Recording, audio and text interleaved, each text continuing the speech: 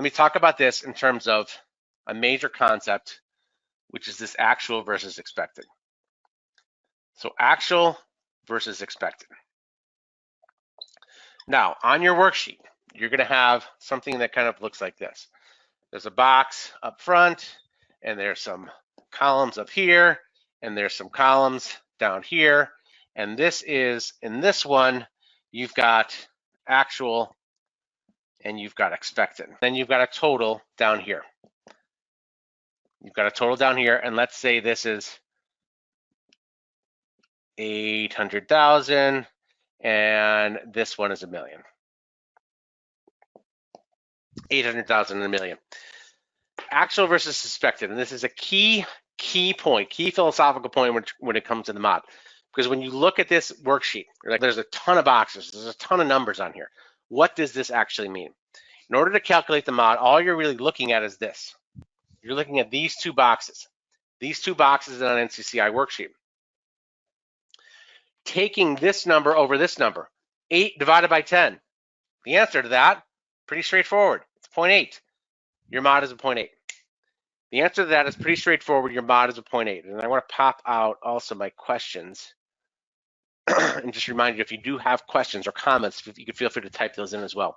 And we'll address those as we can throughout the course of the session today. 8 over 10, 0.8, that's your mod. Major concept here, major philosophical, simple concept to kind of internalize. What did actually happen to you? And this is the actual total over here. I think it's in this box right here. Actual total incurred. Where do you get this number from? Where do you get your total incurred number from? Where do you get your client's total incurred number from? Your loss runs. Your loss runs. You can trace this right back to your loss runs, your total incurred. This is a listing of how much it actually costs. It comes right off of your loss run in terms of, you should be able to match up this number for total incurred, because the insurance carriers report this to NCCI if you're in an NCCI state, or your insurance rating bureau if you're in an independent or in a monopolistic state. They report that number to them, to the bureau. That's how they come up with it. So your actual total incurred. What actually happened versus what was expected for you to happen. So what actually happened in terms of your total incurred losses versus what was expected for you to happen. So let me back this up again, and I want to take you back to this payroll times rate concept. So payroll times rate. I said this was your manual premium, and this comes in down here. What was actually expected for you to happen based on the class code that you're in. So let's say you're a roofer, and I think these are versus an office worker.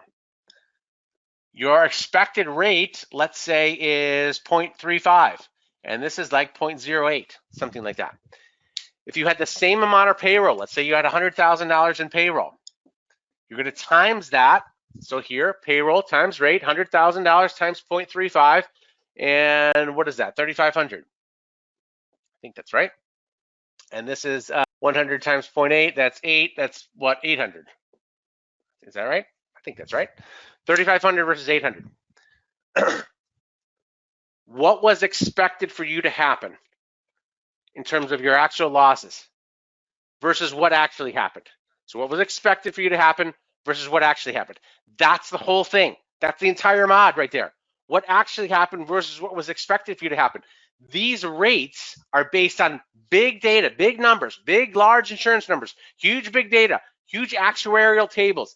These rates are based on that. That's where that comes up. That's where they come up with that. They come up with that in order to understand what are your expected losses. What are your expected losses? Now, this number, and you can see it, I have it on there. If you go a little bit further down, where is it? It's on there somewhere when I talk about definitions. It's on page number 1, 2, 3. Page number 3 of the outline there under the ELR, expected loss rate. You can see that right there. So the amount of expected losses for the classification for each $100 in payroll. The amount of expected losses for the classification, so here's the classification, that's your rate, for each $100 in payroll. And again, don't get lost. It's going to get easy when we talk about numbers and this times this times this times this. So don't get too lost in that. And stay focused on the fundamental, which is actual versus expected, which is the whole thing of what the mod is all about. So hopefully that makes sense. Hopefully you're tracking with me in terms of this divided by this, and this is how you get this 0.8 mod. Now, we used an example earlier of a 1.2 mod, and I just want to have you ask yourself this question. What are the actual losses if you had a 1.2 mod with the same? So let's say this is 800 over, let's say your losses are 1,000. So let's just make these numbers super easy. 800 and 1,000. What would be your actual, and this is actual and this is expected. If you were to have a 1.2 mod, what number is this here? What number is this? And just think about that for yourself or type it into the chat. What number is this here in order to be a 1.2 mod? And I'll just give you a second to think about it. Actual over expected is the amount. And I know math is hard to do in your head. It's 1,200. So 1,200 over 1,000 is 1.2. 1,200 over 1,000. Hopefully that makes sense. And I know these numbers can be super, super confusing, particularly when you're doing them on the fly here. But all you're doing there is that the actual amount of losses were higher than the expected amount of losses, so you're doing worse than expected, so your mod's 1.2. So hopefully that makes sense. Hopefully those numbers can start to track with you. That's the idea of what the entire mod is all about. It's just that whole actual versus expected model.